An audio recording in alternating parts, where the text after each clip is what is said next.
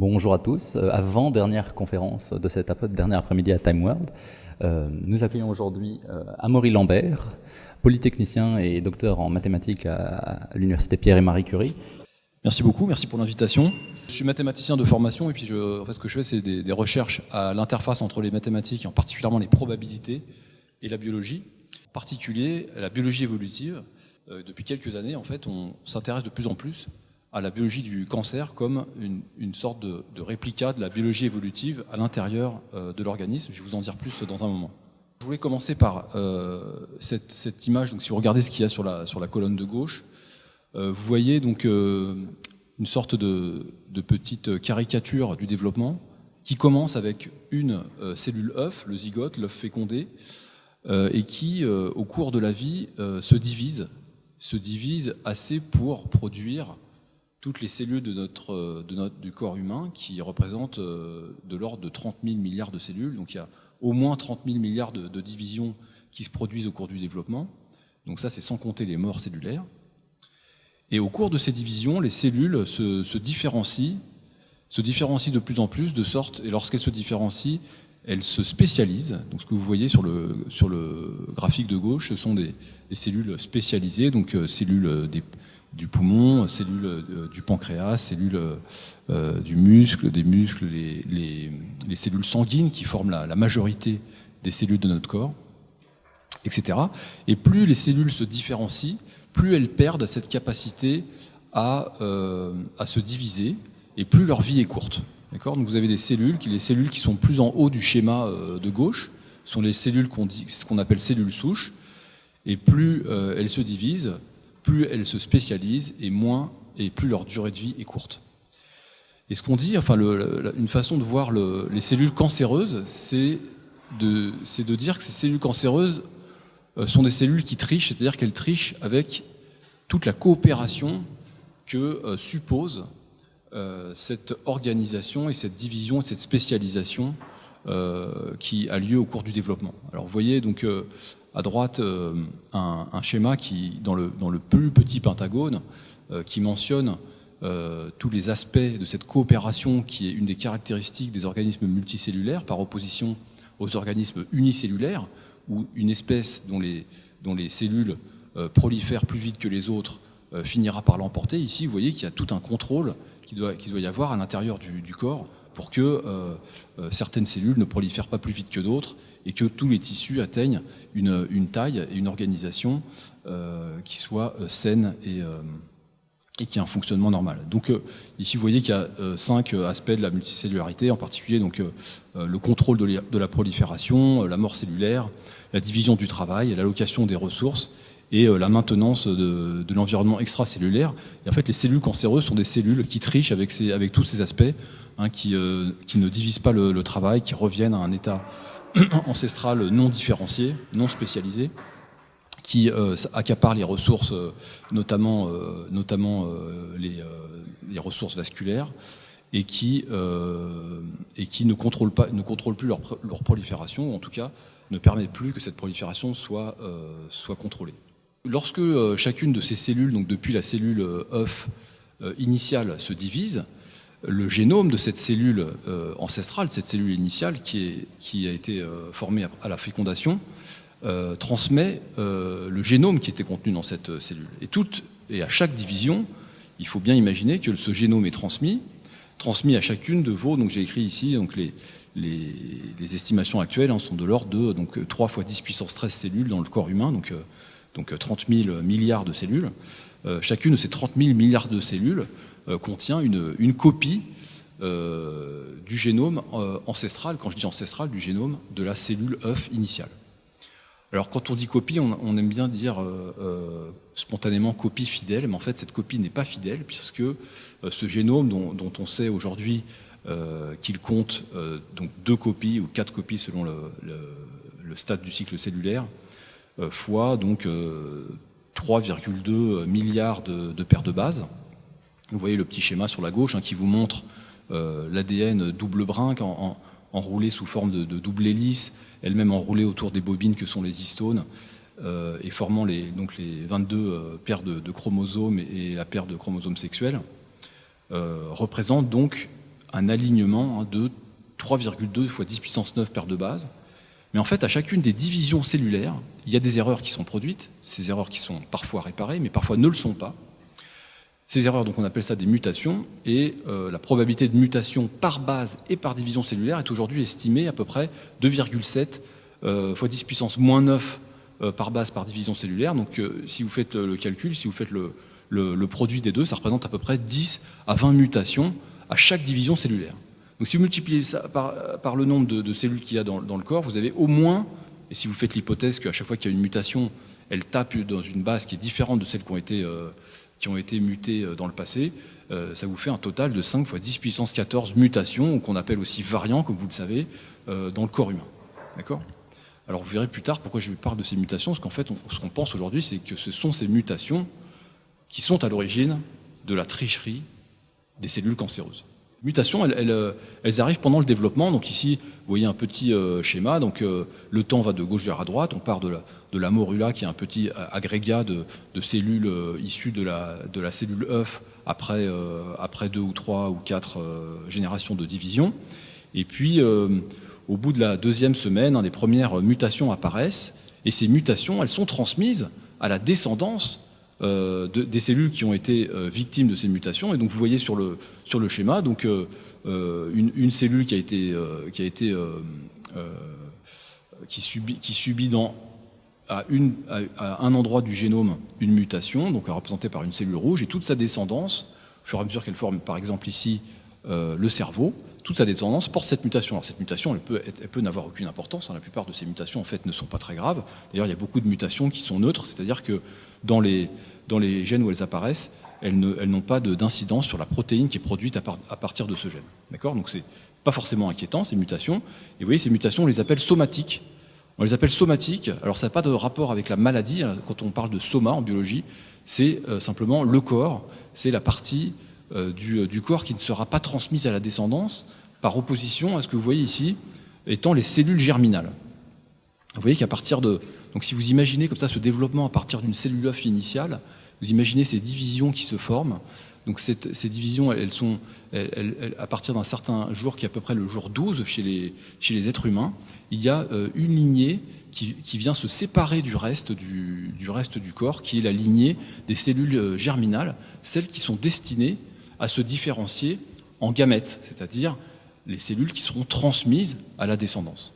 Toutes les autres ne le sont pas. D'accord ? Donc l'immense majorité de vos cellules ne sont pas transmises à votre descendance, si vous en avez. Et ce sont uniquement, vous voyez, les premières cellules qu'on voit se différencier à partir du jour 12, qui seront transmises à votre descendance, parce que ce sont les futurs gamètes. D'accord ? Donc les mutations qui arrivent dans la lignée germinale, elles, sont des mutations qui vont être transmises. Donc c'est là, il est important qu'elles n'aient pas de désavantage. C'est comme ça qu'arrivent donc les maladies génétiques. Ce sont les mutations qui arrivent dans la lignée germinale, celles qui se retrouvent dans les gamètes. C'est aussi, bien sûr, le moteur de l'évolution. L'évolution des espèces a un moteur qui est la création de variations, et cette variation, elle vient des mutations qui apparaissent dans la lignée germinale. D'accord ? Donc ici, vous voyez donc, la différence entre les mutations somatiques, celles qui forment ce que j'ai dit tout à l'heure étant de l'ordre de 5 fois 10 puissance 14 mutations dans le corps humain, et puis les mutations qui arrivent dans la lignée germinale, qui sont beaucoup plus rares, parce qu'il y a beaucoup moins de cellules germinales, et qui, elles, seront transmises à la descendance.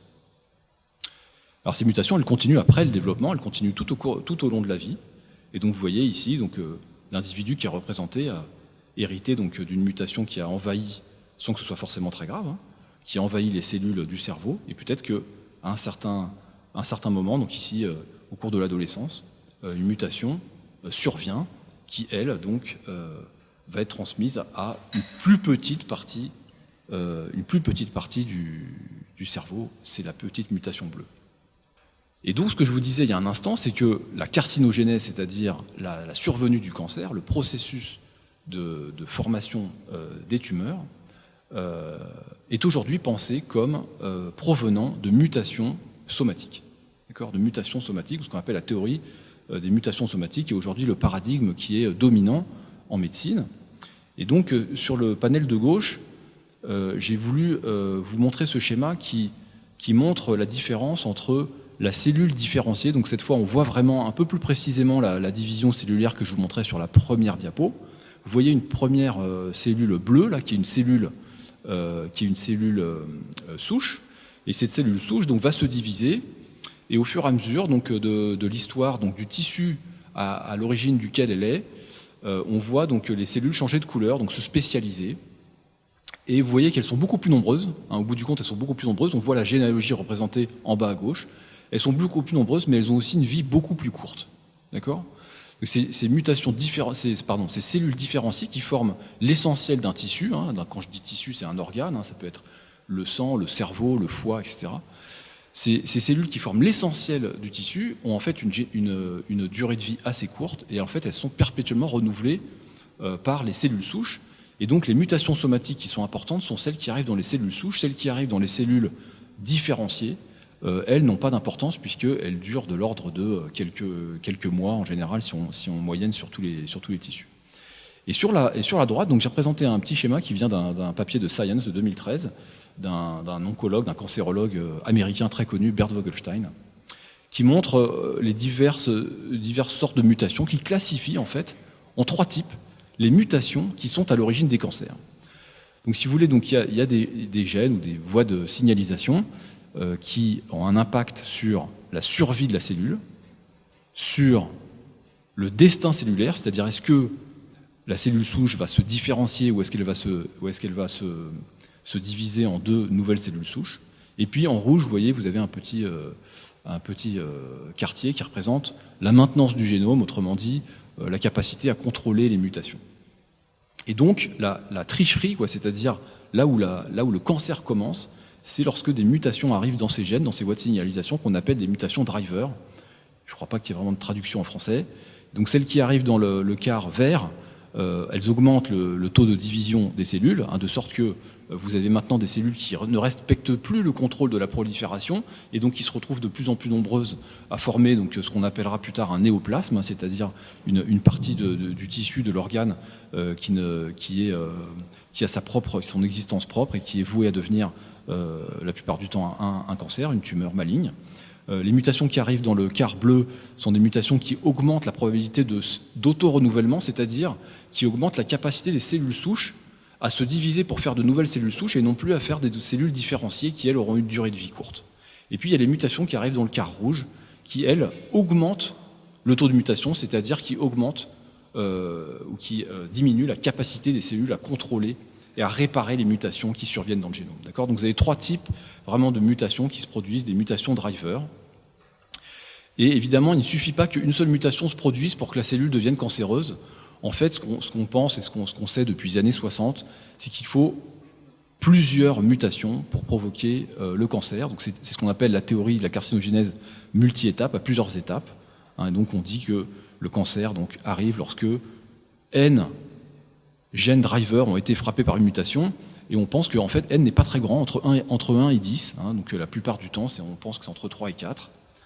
Et vous voyez donc sur la droite une sorte de schématisation de ce qui se passe dans la formation de la tumeur. Donc au départ, vous avez une mutation qui arrive, le premier driver qui mute, et puis il a une certaine descendance, il y a des divisions qui se produisent, et après, donc, ce qui est représenté schématiquement sur ce graphique, c'est que les mutations qui arrivent dans les drivers successifs, en fait, vont augmenter la prolifération, le taux de prolifération des cellules qui portent ces mutations, et en fait les choses s'aggravent, et donc la croissance de ce qu'on appelle ces clones, c'est-à-dire c'est la descendance du premier mutant, est de plus en plus rapide, jusqu'à ce qu'on arrive donc à, par exemple ici, 4 mutations driver et donc une tumeur.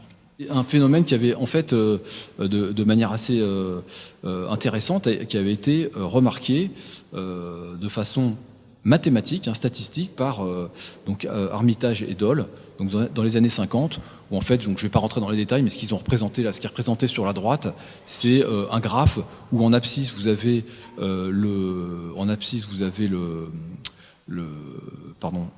l'âge, je crois, et non, attendez, j'ai un petit trou de mémoire, donc je vous en dirai un peu plus tout à l'heure. Et donc ces gènes drivers sont de 2 sortes. Il y a ce qu'on appelle les oncogènes, ceux qui augmentent donc la prolifération des cellules. Mais en général, ce qui se passe, c'est quand une mutation se produit dans un oncogène, il y a d'autres gènes qui sont là pour déclencher l'apoptose, c'est-à-dire la mort cellulaire, et contrôler l'existence de ces cellules et les faire disparaître. Et ces gènes s'appellent des gènes suppresseurs de tumeurs. Donc on dit souvent que l'oncogène est un accélérateur et que le suppresseur de tumeurs est un frein. Si vous avez une mutation qui arrive dans l'oncogène, qu'il n'y a pas de mutation dans les suppresseurs de tumeurs, eh bien tout est sous contrôle. En revanche, si vous avez des mutations dans ces deux types de gènes, eh bien vous allez avoir donc une tumeur. Donc, ici vous avez maintenant qu'on peut séquencer des tumeurs.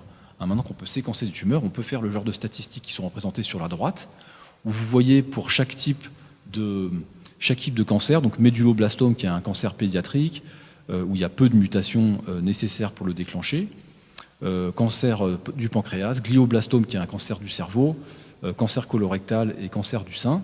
Vous voyez qu'en rouge, la plupart des cancers ont 1 ou 2 ou 3 mutations dans les oncogènes, et les autres mutations, qui sont en nombre plus nombreuses, sont les mutations dans les suppresseurs de tumeurs. Donc ça, aujourd'hui, on sait, on peut aller plus loin que simplement faire des statistiques, on sait carrément séquencer les tumeurs, et donc savoir quelles sont les mutations qui ont provoqué le cancer. Alors, quelles sont les causes des mutations qui se produisent dans ces drivers? Donc, je ne vous en ai pas encore parlé, hein. Donc il y a 3 sortes de sources. On classifie classiquement en 3 sources les mutations qui se produisent.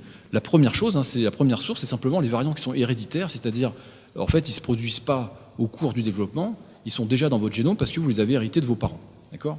Donc on les appelle les variants H, et ils correspondent aux cancers familiaux. Et l'exemple le plus connu, c'est une mutation qui est très fréquente dans le gène BRCA comme breast cancer, et qui multiplie par 10 le risque de cancer. Le deuxième type de variant qui est aujourd'hui estimé comme étant les causes de mutation les plus fréquentes, ce sont les mutagènes environnementaux. Évidemment, vous connaissez ces mutagènes, la fumée de cigarette, qui est à l'origine du cancer du poumon, l'alcool, qui est à l'origine de plusieurs cancers, de l'œsophage, du foie, de cancer colorectal, le rayonnement UV qui est à l'origine des mélanomes, des cancers de la peau, l'amiante qui est à l'origine de cancers du poumon et de la plèvre. Et enfin, et c'est là qu'on va parler de hasard, il y a les variants donc réplicatifs qui sont simplement causés par les erreurs de réplication, les mutations qui ne sont pas réparées, qu'on appelle les variants de malchance. D'accord ? Les variants de malchance, et c'est pour ça que c'est eux qui ont donné le titre de cette conférence. Le cancer est-il une affaire de malchance ? Et effectivement, ce qu'on pense aujourd'hui, c'est que les cancers comme cancer du cerveau, de la prostate ou des os sont des cancers qui sont dus à des mutations qui ne sont ni héréditaires, ni causées par l'environnement, et qui sont simplement causées par des erreurs de réplication. Je vous ai dit au début de cette conférence que plus de 10 puissance 14 mutations étaient contenues dans les cellules du corps humain. Et donc la question à laquelle je voudrais répondre aujourd'hui, ou essayer de répondre, c'est quelles sont les contributions de ces 3 sources de mutations au cancer. Et ça a une très grande importance. Ça a une très grande importance, en particulier pour la prévention. Il y a 2 types de prévention. Il y a ce qu'on appelle la prévention primaire, qui consiste à adopter un comportement prudent ou un comportement sain, éviter de fumer, éviter de boire de l'alcool. Et puis il y a ce qu'on appelle la prévention secondaire, qui consiste à essayer de détecter le plus rapidement possible des mutations qui seraient survenues sans cause environnementale évidente. D'accord ? Donc évidemment, si les variants sont plus généralement, les mutations à l'origine des cancers sont plus généralement de type E, il faut faire de la prévention primaire. Si elles sont plus généralement de type R, il faut faire de la prévention secondaire, c'est-à-dire essayer de détecter à temps les mutations qui sont survenues par hasard. Alors si on fait ce qu'on appelle en anglais un petit calcul du dos de l'enveloppe, c'est-à-dire un petit calcul rapide, si vous aviez seulement des mutations R qui étaient à l'origine du cancer, la probabilité d'avoir un cancer au cours de sa vie, dans un tissu donné, mettons le foie ou le côlon, devrait être proportionnelle, ce petit signe c'est proportionnel, à D fois N, où D c'est le nombre total de divisions par cellule souche. Je vous dis ce qui est important, c'est les mutations qui arrivent dans les cellules souches, Les mutations qui arrivent dans les autres cellules n'ont pas d'importance parce que ces autres cellules ont une durée de vie, une descendance qui est très courte. Et N, c'est le nombre total de cellules souches dans ce tissu. D'accord ? Et alors en 2015, Bert Vogelstein, dont j'ai déjà parlé il y a un instant, a fait équipe avec un modélisateur, un mathématicien qui s'appelle Christian Tomasetti, qui est italien, qui travaillait à Harvard à l'époque, comme Bert Vogelstein, qui aujourd'hui est à l'université Johns Hopkins, qui est connu pour ses prouesses lors de la pandémie de coronavirus. Et ils ont montré ce graphe très très simple, donc dans un papier qui est paru dans Science, à nouveau en 2015, où en abscisse, vous avez le nombre total de division des cellules souches, donc N fois D, quoi, hein, le N fois D, le nombre de divisions par cellule fois nombre de cellules souches dans le tissu, pour différents tissus, donc le cerveau, le pancréas, le foie, etc. Et puis en ordonnée, vous avez la probabilité, lifetime risk, la probabilité de développer un cancer spécifique de ce tissu.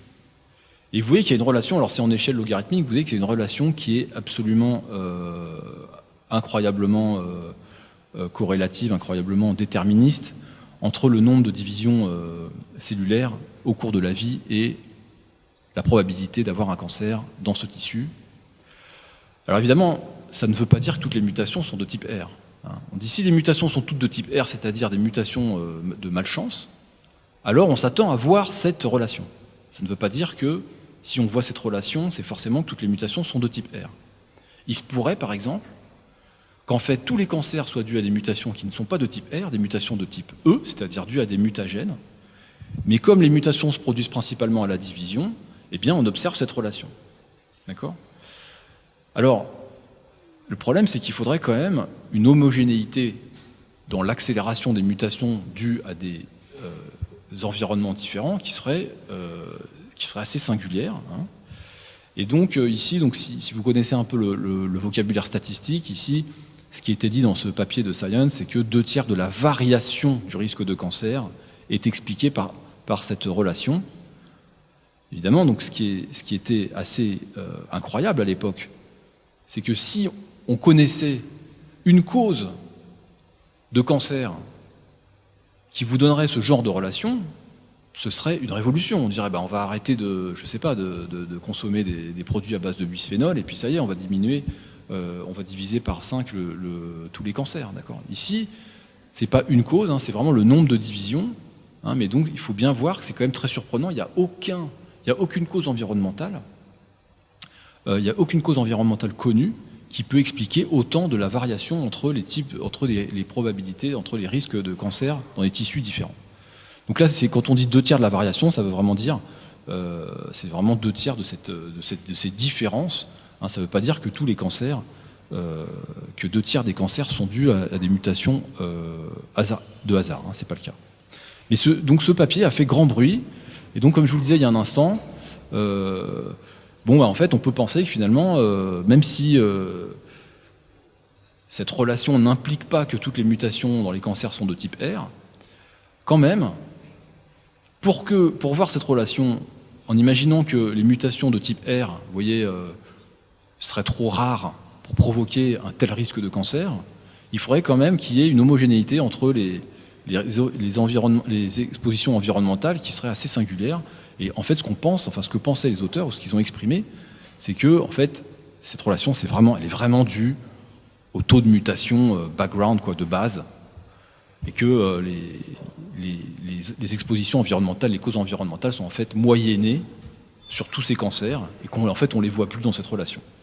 Alors en fait, ce papier a fait grand bruit dans la communauté médicale, mais aussi dans les médias.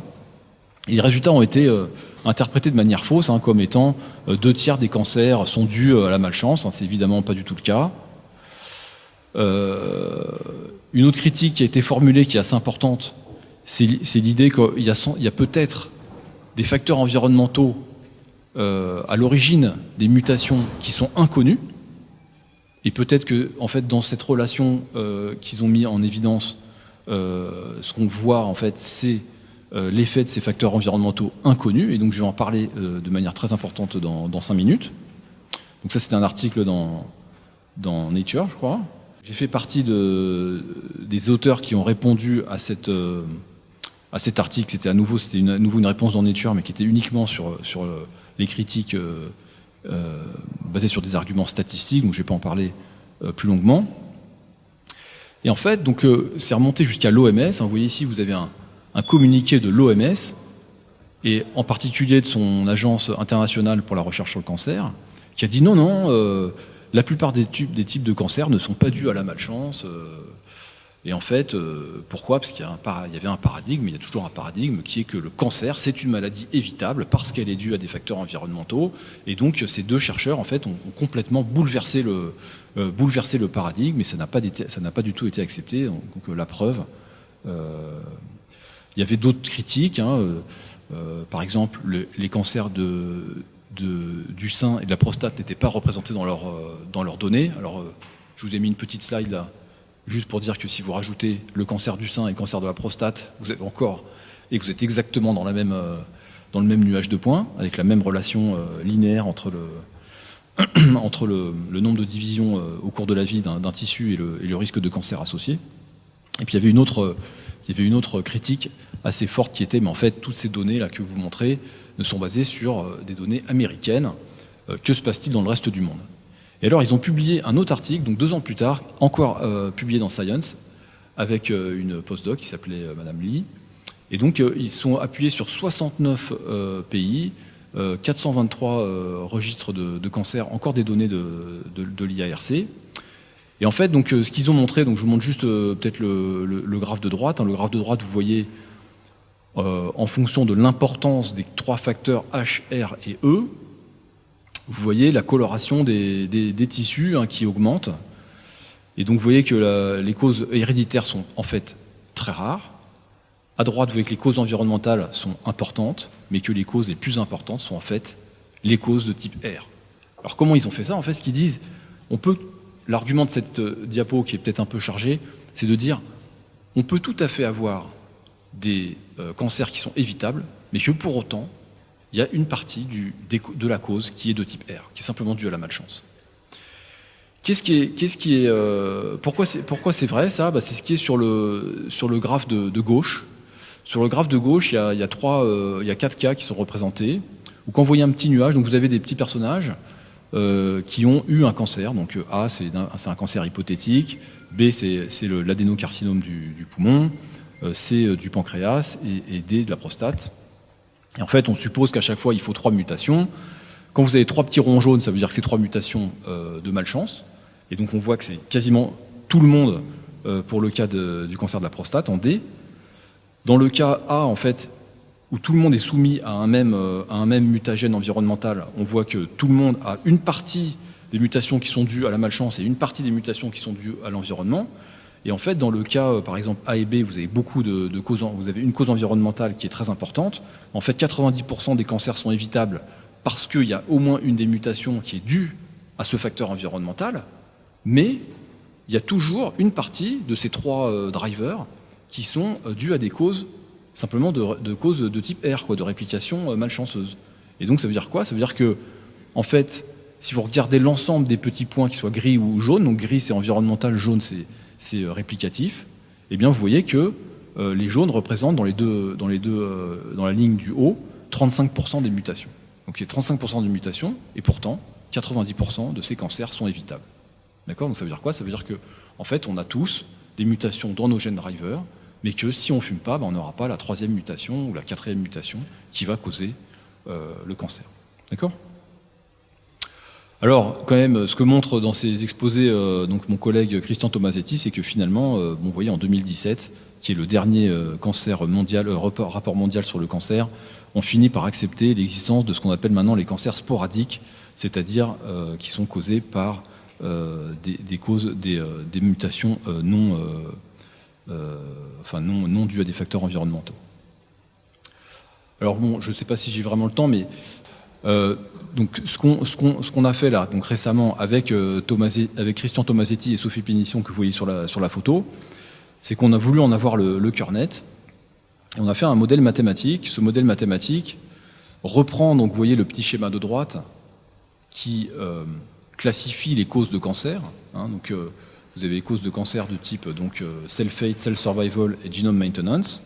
Et donc, ce qu'on va supposer, c'est que les cellules souches se divisent à un certain taux B, et puis à chaque fois qu'elles se divisent, eh bien, elles se divisent de façon asymétrique, c'est-à-dire en faisant en donnant naissance à une nouvelle cellule différenciée, verte, ces cellules dont on se fiche qu'elles mutent ou pas, ou une nouvelle cellule bleue, c'est-à-dire une nouvelle cellule souche. Et puis, donc, il y a, à chaque fois qu'il y a une division cellulaire, il y a une certaine probabilité de mutation U. Et donc, ce qui se passe, c'est que quand vous avez une mutation qui se produit de type bleu, vert ou rouge, eh bien, ça va soit augmenter le taux de division, soit diminuer la probabilité de division asymétrique, soit augmenter la probabilité de mutation. Et ce qu'on pourrait voir, si on faisait des simulations, on pourrait voir ce qu'il y a de représenté sur le graphique en bas à gauche, où on voit la population totale d'un tissu, imaginez par exemple le cerveau, qui croît au cours du temps, et puis vous avez des mutations qui surviennent, qui ont une certaine descendance, donc des mutations de type rouge, bleu ou verte, qui ont une certaine descendance, et puis dans leur descendance, alors soit elles ont une descendance qui finit par s'éteindre, soit elles voient donc d'autres mutations survenir, jusqu'au moment où il y a 3 mutations. Vous voyez le temps T3, c'est le temps où la 3e mutation arrive, et donc le cancer. Et donc ce qu'on a fait, c'est qu'on a essayé de calculer la probabilité de mutation dans un tel modèle, la probabilité d'avoir 3 mutations, enfin n mutations, et donc d'avoir le cancer avant d'avoir un certain âge. Et donc ce qu'on a démontré, c'est que le risque de cancer au cours de la vie, il est non seulement, disons, proportionnel à n, c'est-à-dire à la taille du tissu, mais en fait il est proportionnel, il y a une dépendance en petit n, le nombre de drivers qu'il faut, donc de mutations drivers qu'il faut pour atteindre le stade tumoral, qui est une dépendance en U puissance n fois D puissance n fois grand N, où U c'est donc la probabilité de mutation, D c'est le nombre de divisions par cellule souche. Et donc on voit une adéquation dans ce nouvel espace où maintenant vous n'avez pas seulement en abscisse, vous n'avez pas seulement D fois N, maintenant vous avez U puissance N fois D puissance N et N d'un autre côté. Et en ordonnée, vous avez comme toujours, comme tout à l'heure dans le papier initial de Tomasetti et Vogelstein, le risque de cancer au cours de la vie, qui est quand même faible, je rappelle. Donc là, c'est pour le cancer le plus fréquent, c'est le cancer du sein qui représente 10% des femmes. Les autres ont des fréquences qui sont beaucoup plus faibles. Alors je voudrais juste vous montrer, c'est le dernier graphique, et après j'aurai juste une diapo de conclusion. Une fois qu'on a fait cette estimation, pour chaque tissu maintenant, on peut calculer donc le temps que met le cancer à arriver, sachant qu'il finit par arriver, et on peut donc calculer le nombre de mutations passagères, c'est-à-dire les mutations qui, elles, n'ont pas d'importance. D'accord ? Les mutations que je vous ai parlé, il y a des mutations driver, celles qui sont à l'origine du cancer, et puis les mutations passagères, celles qui n'ont pas d'importance. Donc plus le cancer est ancien, et plus la première mutation driver est ancienne, et plus le nombre de mutations passagères dans cette tumeur va être élevé. D'accord ? Et aussi, plus les causes environnementales de mutation sont importantes, et plus vous allez aussi observer un nombre de mutations passagères élevé. Ici, ce qu'on voit, donc chaque couleur correspond à un cancer différent. En abscisse, vous avez le calcul qu'on a fait, le nombre de mutations qu'on s'attend à observer dans une tumeur de type vert, bleu, jaune, etc. Et puis, les petits points de couleur, ce sont en ordonnée les nombres observés de mutations dans tout un tas de tumeurs qui ont été séquencées. D'accord ? Donc ça, c'est des données réelles. Donc vous avez en abscisse ce que prédisent les maths, et en ordonnée ce que disent les données. Donc il y a une relation qui est donc la droite, c'est Y-Y-X, c'est si tous les points seraient sur la droite, si les maths faisaient une prédiction exacte. Et vous voyez que les deux cancers qu'on voit s'éloigner le plus de la droite, c'est les points orange et les points jaunes, qui correspondent donc, les points orange, c'est le cancer de la peau, et les points jaunes, c'est le cancer du poumon. L'un jaune, orange, dû au facteur environnemental rayonnement UV, et jaune, dû au facteur environnemental fumée de cigarette. D'accord ? Donc vous voyez ici que ces deux nuages, qui correspondent pas exactement à la prédiction mathématique, sont vraiment dus à des facteurs environnementaux. Mais on n'en voit pas d'autres. On n'en voit pas d'autres. Et donc la conclusion que je voudrais vous donner, c'est la suivante. Donc d'abord, ce qu'on sait, c'est que le cancer est causé par une combinaison de N mutations. Ce nombre N entre 1 et 10, là j'ai mis entre 2 et 5, mais c'est entre 1 et 10, qui se produisent dans ce qu'on appelle les gènes drivers, donc oncogènes et suppresseurs de tumeurs, d'une cellule souche. D'accord ? Les mutations qui arrivent dans d'autres cellules n'ont pas d'importance, car les autres cellules, essaient de différencier, ont une descendance toute petite qui finit par disparaître. En plus des facteurs héréditaires et environnementaux, la contribution des mutations de type R, donc les variants bad luck, malchance, est maintenant largement acceptée, et elle est au moins de 40% de ces mutations driver, et sans doute jusqu'à 95% pour des cancers comme la prostate ou le cerveau. Donc nos modèles mathématiques raffinent les prédictions qui existaient antérieurement de la probabilité de cancer au cours de la vie. Elle est proportionnelle à la probabilité de mutation à la puissance, le nombre de drivers, d puissance n fois n. Et les prédictions mathématiques, donc pour le nombre de mutations passagères dans une tumeur, donnent des estimés qui sont réalistes, sauf pour les cancers avec des mutagènes environnementaux connus, ce qui montre, a contrario, l'absence d'évidence, de preuves, d'éléments matériels pour l'existence de facteurs environnementaux qui ne seraient pas connus. D'accord ? Vous voyez que ce que je vous disais, c'est que les cancers qui ont des nombres de mutations qui sont bien supérieurs à ce que prédisent les maths, ce sont celles qui correspondent à des facteurs environnementaux connus, il n'y en a pas d'autres. Et je vous remercie pour votre attention, excusez-moi d'avoir été un peu trop long. Merci pour la présentation. Alors, j'ai aucune formation dans le domaine, donc peut-être que ma question n'est pas pertinente. Est-ce que c'est possible que le taux d'erreur de réplication soit plus important de façon héréditaire ? De façon héréditaire. Est-ce que chez certains individus, le fait de faire plus d'erreurs sur l'ensemble de ces gènes drivers, c'est possible que ça se retrouve ou pas ? Alors c'est une très bonne question. Alors j'ai pas parlé de ce qui était... j'ai pas vraiment parlé de l'hérédité et de la sélection naturelle qui se fait sur ce qui est héréditaire. Donc il n'y a pas de sélection qui est opérée sur des cancers, par exemple, en particulier ceux qui surviennent majoritairement après par exemple, la ménopause. Donc si les individus qui portent des mutations qui les rendent sujets à des cancers qui arrivent tard dans la vie, eux, ils vont avoir autant d'enfants que les autres. D'accord ? Donc il n'y a pas de sélection naturelle qui se fait sur les porteurs de ces mutations.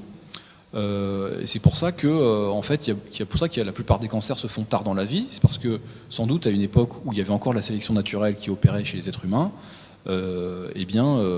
les cancers qui opéraient ou qui survenaient plus tôt et qui avaient des causes héréditaires ont été contre-sélectionnés et tous les individus qui portaient ces mutations ont disparu. Et en fait, pourquoi je dis ça ? Pourquoi je raconte ça ? C'est parce que, en fait, si certaines mutations héréditaires augmentaient le taux de mutation, eh bien, ces mutations-là sont des mutations qui sont cause de cancer très tôt dans la vie, et donc ces mutations-là seront très vite purgées de la population. Donc on s'attend à voir dans une population qui a été sous le contrôle de la sélection naturelle il n'y a pas trop longtemps, comme c'est quand même le cas des êtres humains, on s'attend à voir des taux de mutation somatiques qui sont quand même relativement homogènes.